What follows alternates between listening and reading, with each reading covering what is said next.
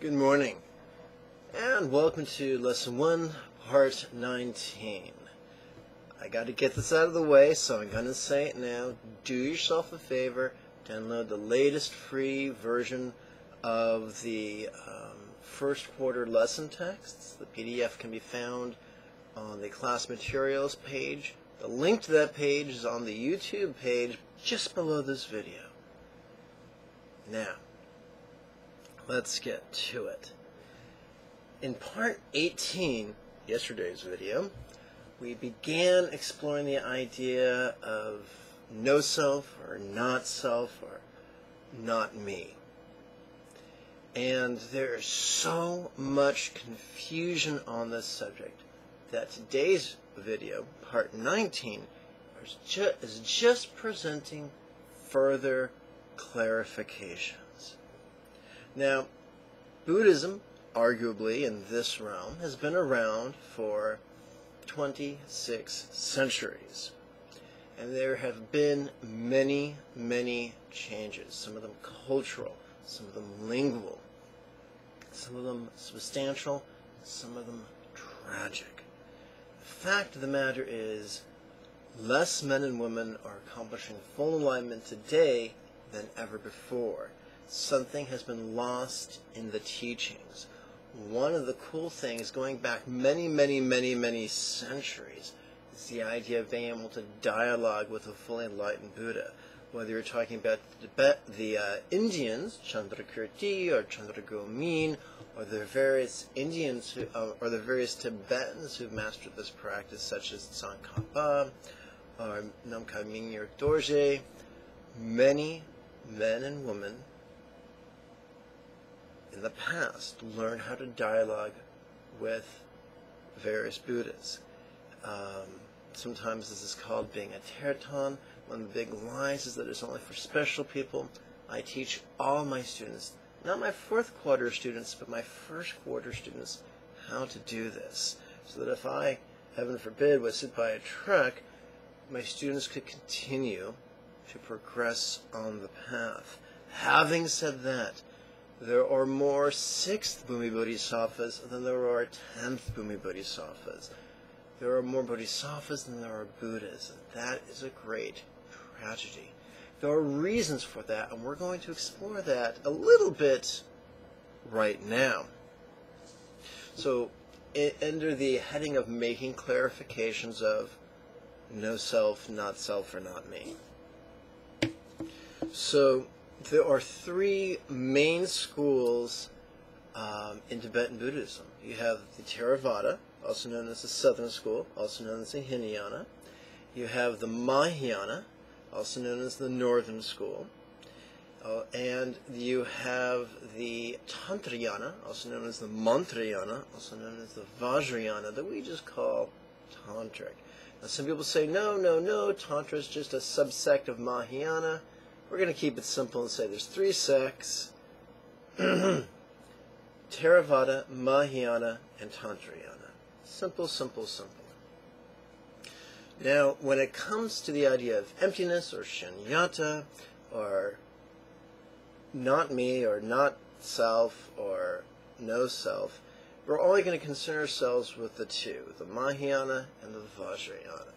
The Mahayana and the Tera Vaada. And there's still more confusion. Think of it this way. Tantrayana guys dress like me. 9 times out of 10, they're from Tibet, or Nepal, or Bhutan, or Mongolia. The Mahayana typically are the Chinese Buddhists, although it's also practiced in Korea, Japan, and part of Vietnam.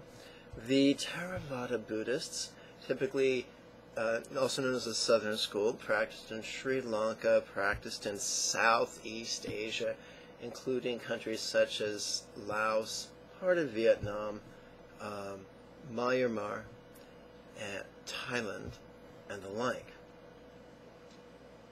If you've ever seen the Anna and the King, those monks were the Theravadins. Okay. If you ever saw Kung Fu with David Carradine, those monks We're Mahayana. If you've ever seen 7 Years in Tibet with Brad Pitt, or if you've seen Little Buddha with Keanu Reeves, those monks were Tantrayana. When in doubt, find a cinematic reference. Okay, so the Mahayana's teachings, when translated into English, use the phrase no self. And that is a great, big, messy, doctrinal dilemma. It's the teachings of Mahayana no self smack with the promise that if you simply realize you have no self, you'll rapidly become a Buddha. Folks, I'm telling you, as someone who's completed the path and someone who's helped other people complete the path, that don't do it. You can't think your way to nirvana. It can be argued that we have three brains. You have a brain stem, also known as reptilian brain. You have a midbrain, also known as a mammalian brain. And you have a forebrain, also known as the simian brain. Three brains, an instinctual center, our emotional center, and our logical center. If we favor one over the others, it's not going to work. We have to be whole beings, not asshole beings, that's different. We have to be whole beings. So if we use a method, if we hope to use a method that only focuses on our logic, it's going to betray us in the end. So once again, let's turn our attention to the mess of no self. The mess of no self is predicated upon the comprehension of the classic Hindu idea of self. Or, I'm not going to go into the Sanskrit word for that. So here's the idea. The classical, traditional idea of the Hindu self is that there's this thing in us that is changeless and independent. It is not affected by anything or anyone, and it always remains the same. And the idea of the Mahayana no-self doctrine says we're not Buddhas because we believe in a self. And once we stop believing that we have a self, we're enlightened. Well, that's predicated on, number one, most people have a clear understanding what self is, which they don't. And number two, that our beliefs alone alter reality, which they don't. If they were, I think most of us who've ever seen The Secret would have believed ourselves into, wealth by now.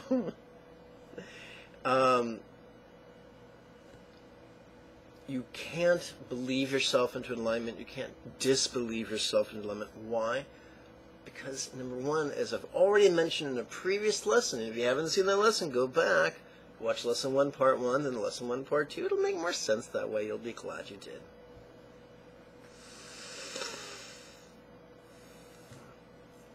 But beliefs are not dependable because they're predicated on our physiological and mental states. And in certain physiological states, they become impossible. That's just how our brains were wired. If you don't like the way we're wired, then you need to take it up with the manufacturer. That's above my pay scale. I have no pay scale. That's just a reference to a movie. Anyway. Number two, belief for it to work breeds rigidity. Rigidity breeds intolerance. Intolerance breeds aggression. We cannot master the art of love and letting go if we're consumed with rigidity and aggression. Belief is basically a lazy man's shortcut that doesn't take you where it promises to take you.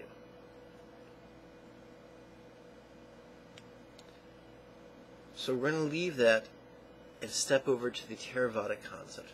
I've had the very good fortune to have many teachers from many lineages, living and dead, corporeal and non-corporeal, people who spoke to me, people who just wrote me letters, and people who have long since dead and whose books I simply read. Men and women, enlightened and unenlightened, very, very fortunate. I often tell people I've mortgaged my good karma to receive the education I did in this life. But I totally, even though I have brain damage, even though my temporal lobes were injured, I'm so grateful that the day I was taught the concept of not self, which is different from no self, not self, N-O-T, this is just etched in my memory. Because my Tera Vaada teachers explained that the key, within the context of the Satipatthana Sutta, the key to not self is simply to say, if there's, this thing that I'm looking at right now, it's not permanent, it's not independent. Ultimately, it can't be grasped, I might as well let go. And you can take that same reasoning to anything, any being, any emotion, any sensation, any observable phenomena, anything at all. And that is huge. That is infinitely more pragmatic. When we really look at the Satipatthana Sutta, we see that it's parallel to what the Kagyus call Mahamudra, or what the Nyingmas call Dzogchen. And that's what I describe to my students as the union of awareness and letting go. Awareness here is a spontaneous awareness, which I've already discussed in a prior lesson, which is basically from a centered state, we just allow awareness to be very passive. And whatever comes up circumstantially, visually, auditorily, kinesthetically, olfactory, gustorily, whatever we experience emotionally, whatever memory or thought crosses the field of our mind, we notice that and let go of that. So here's the deal. An intense present moment, spontaneous present moment experience is always more powerful than a mere theoretical construct. Why? Why is that? Why should we believe you, oddly dressed fellow? Glad you asked. If something affects us viscerally and spontaneously, it's using more of our neurology. It's using more of our physiology. It's using more of our brain and more of our body. So the more of our brain and body that's involved in any experience, the more potential powers in that experience. So if we can take the most connected experience and bring that into the path that causes us to passively, spontaneously, and subconsciously alter our view of reality, it'll be much more experiencing than bringing a mere theoretical concept into that same process. Making more sense now, huh? I'm going to take a moment to go back to the idea of no self in the Mahayana tradition. There is a wonderful school of thought. Basically, we have suttas, which are Pali texts, typically of the Tera Vaadas, sutras, which are Sanskrit texts, typically of the Mahayanas, and we have shastras. We also have tantras. We also have shastras, which are commentaries. Some written in Pali, some regional dialects, some in Sanskrit, and the like. So a great Mahayana saint in India by the name of Nagarjuna founded the school of Madhyamika, which is basically just trying to understand from a purely intellectual point of view the idea of non-graspability, also known as openness, also known as emptiness, also known in Sanskrit as shunyata.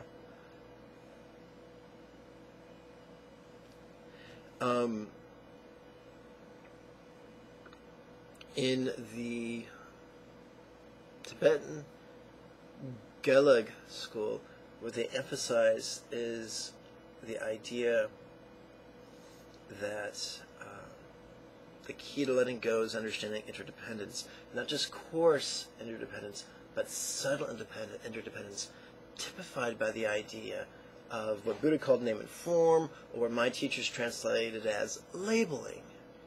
For instance, this is a pen. I could label it elephant, but it's still a pen.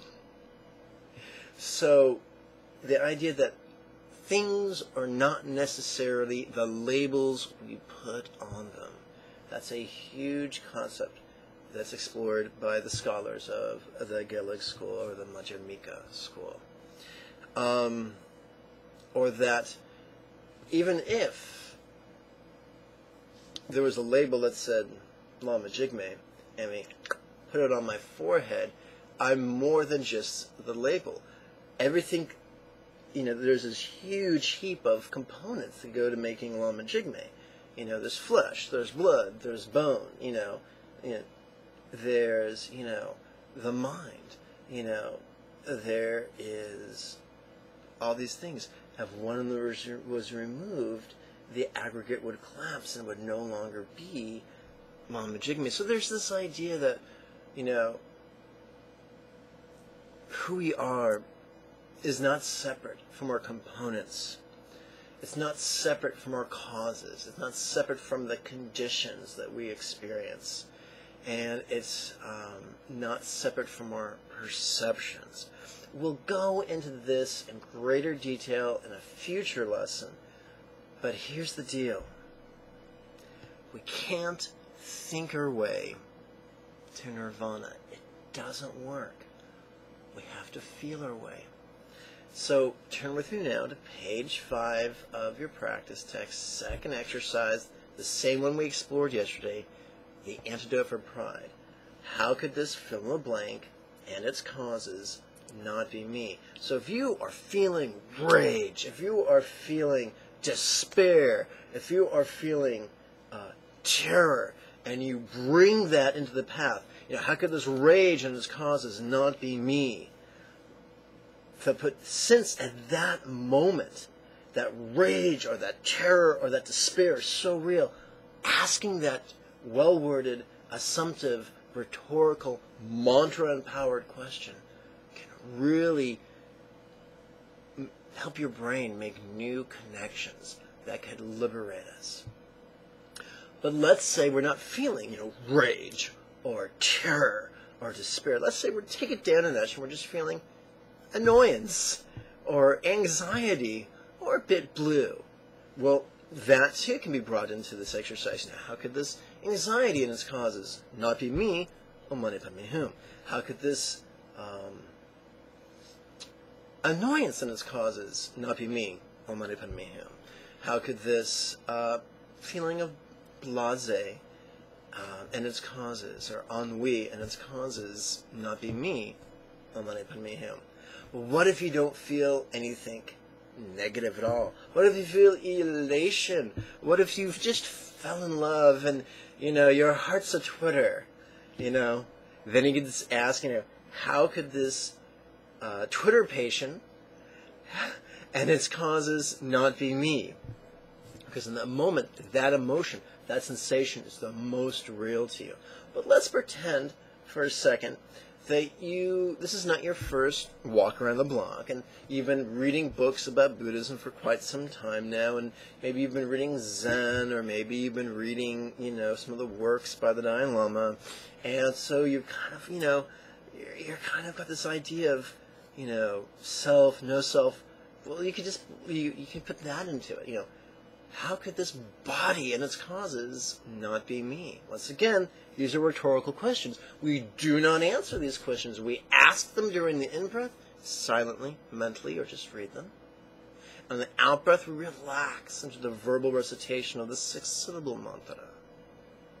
How could this mind and its causes not be me? Once again, the purpose of these questions are to process certain things subconsciously. So we ask them and we let go. We ask them and we relax into the mantra. How could the sense of self and its causes not be me? I'm very happy to have the day that I receive the pointing out instructions it's kind of like enigma or a Kagyu term, etched in my mind. I remember sitting before Bakutoku, enigma teacher, and lamenting that even though I'd studied the, Madhyamika explanation of emptiness, I didn't know how to translate it into my viscera. And he laughed, and he said, just let go, just relax. And of course he said he had a goiter, so he sounded like he was a blues singer that had been drinking scotch all night. But bless his heart, that was a huge thing. So all these exercises that we're playing with in this first lesson set are designed to get us to the place where we're aware of what we're experiencing, we're letting go of what we're experiencing, we're relaxing into letting go.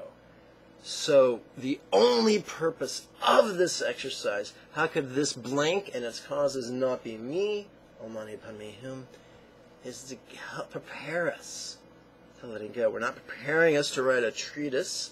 We're not preparing us to defend a doctrinal dissertation. We're preparing us to let go intellectually, viscerally, emotionally, playfully, therapeutically.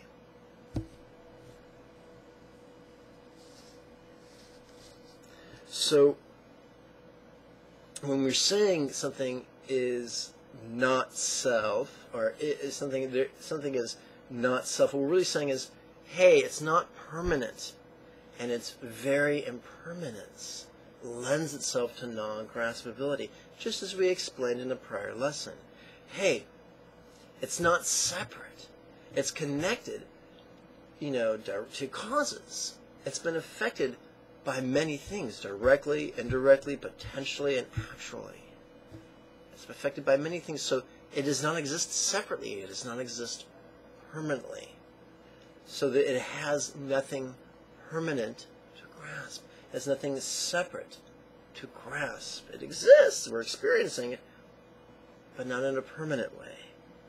And that helps us to let go. Not in a separate way. That helps us to let go. Some people say, oh yeah, interconnection, interdependence, man, we're all one. Now, pass the bong. Dude, Buddha did teach compassion. Buddha did teach love. But he taught the interdependence and the interconnection teachings to help us let go of the notion of separateness.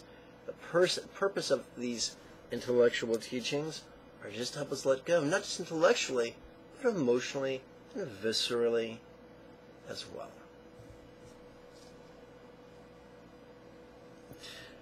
That's why, as I've mentioned, this is all designed for one thing, to help us master awareness and letting go. And it's simple, in its simplest way. Because remember, we've talked about mastery. So what if, and I'm going to review here, this is a bit of a review, we've already covered this in previous videos. What if there are three types of humans? Buddhas, Bodhisattvas, and boobs. And that boob is a Homer Simpson. We've all been Homer Simpson. We've all been boobs. We've all had our moments when we were slaves to our impulses. We were slaves to our sufferings. We've all been there. We've all been there. A boob has the exact same impulse. A bodhisattva has the exact same impulses as a boob. The difference is bodhisattvas chosen to not be a slave to their impulses, not be a slave to their instincts, not be a slave to their sufferings, but more than just a decision, they are fueling their decision by applying Buddha's very practical, transformative teachings. Great, then what's the difference between a Buddha and a Bodhisattva? Glad you asked. What a Bodhisattva does with great effort. A Buddha who is also a Bodhisattva who simply does effortlessly. Let me explain that further. Some people think, aha, so I shouldn't apply effort. No, you got to apply effort. A Buddha is simply a Bodhisattva who's gotten so good at Buddha's mental yogas of devotion, awareness, love, and letting go that he's mastered them, that he's now able to practice them spontaneously, habitually, easily, and effectively. So, yes, we start off, using our intellect to a certain degree, But our goal is to be able to practice these teachings, practice letting go, spontaneously, habitually, easily, and effectively. So although the intellect can be a wonderful tool, it's not the only tool. If we only use our intellect, we will fall short.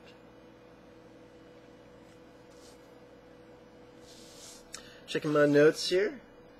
Sense of self. So what is the idea of a sense of self? I'm thinking about this wonderful story that when Sir Laurence Olivier won the Oscar for Hamlet, he said into the microphone, acting is all about three things: me, me, and me. And that's silly, and that's campy, and that's goofy.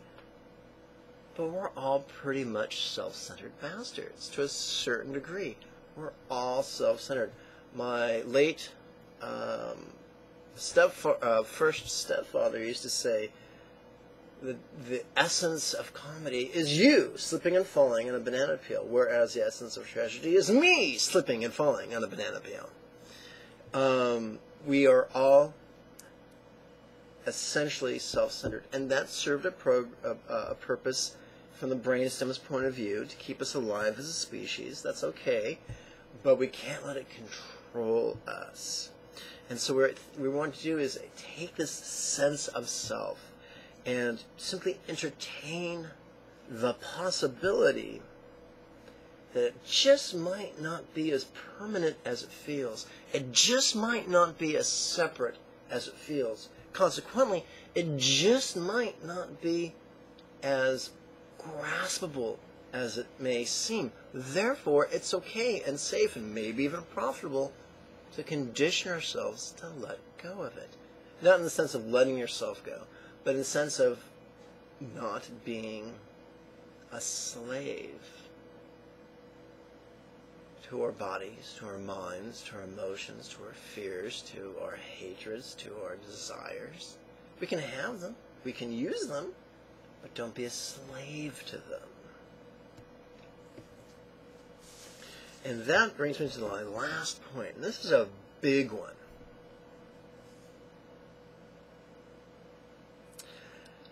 You know you're in trouble when Lama quotes the Rolling Stones. But from the 70s, there's this great Rolling Stone line. I think it's from the 70s.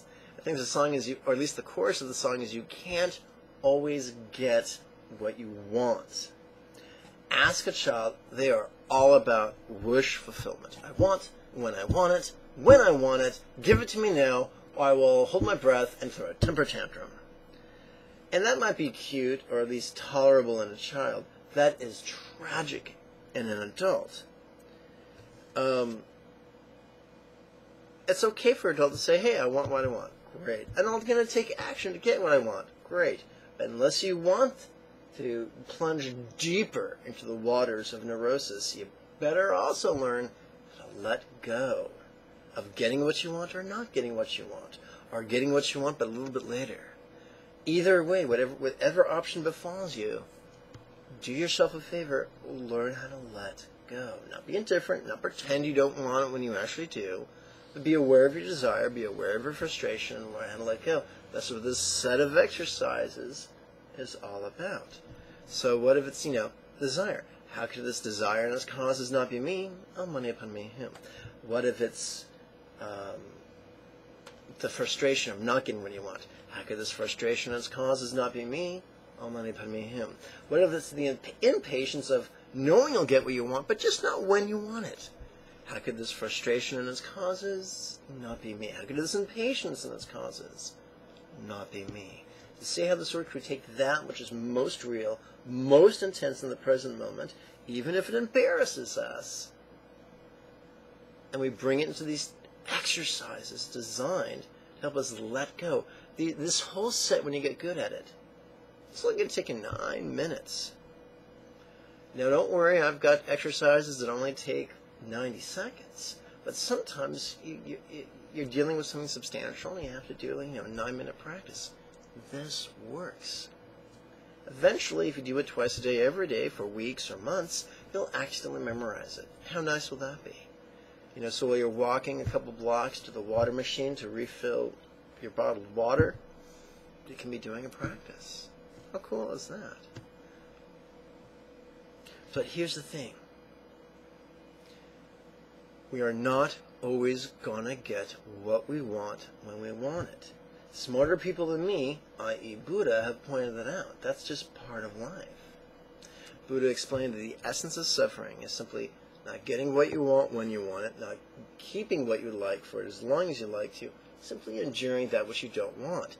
This is common. This is so common. It was true 26 centuries ago. It'll probably be true 26 centuries in the future.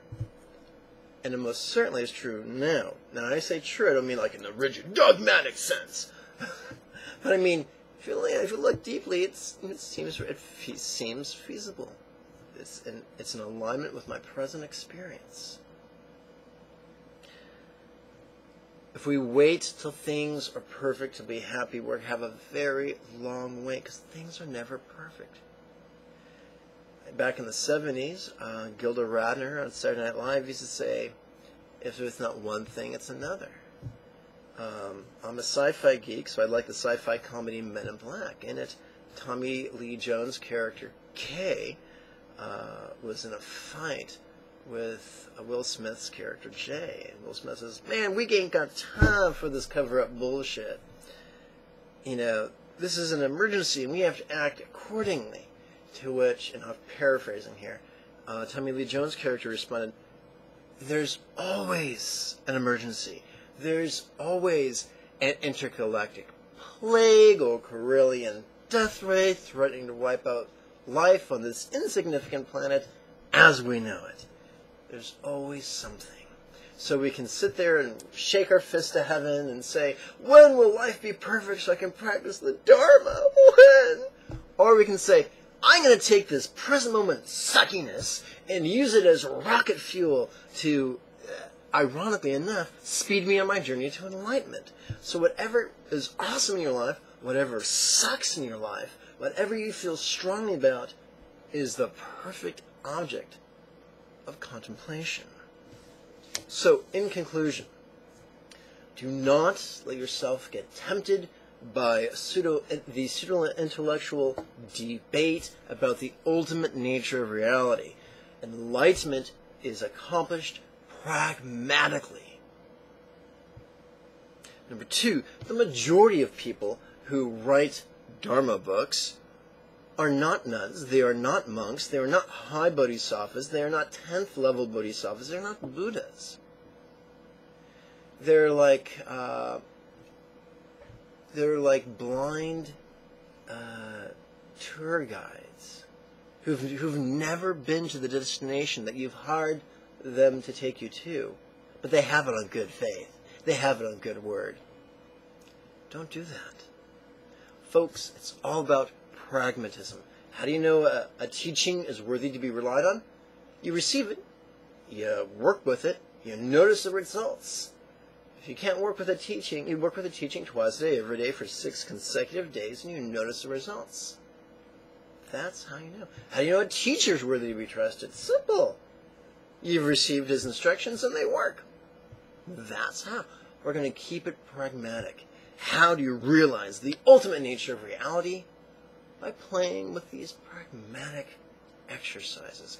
As a kid, how did you learn about physics? By playing with Legos or Tinko toys or erector sets or some such things.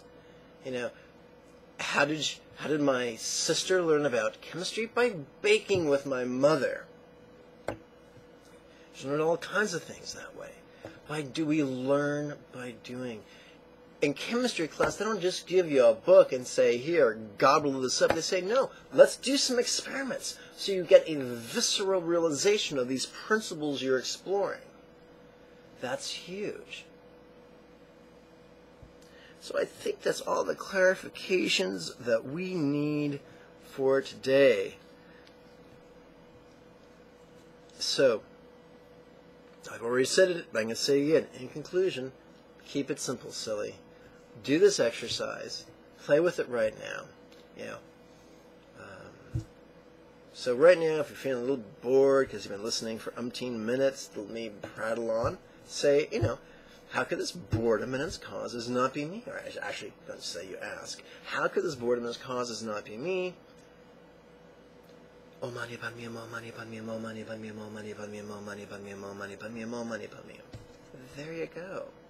See, you've just used your boredom to take another step closer to nirvana. Now let me check the screen real quick. So here's the deal. I invite you to click subscribe and then, scrub your mouse so that another window opens up that lets you click a box so you can get notifications by email whenever I put up another video. Below the video is a link so that you can register for the next series of weekly webinars. That begins Thursday, September 6th, which is about a day and a half away. I'll see you then.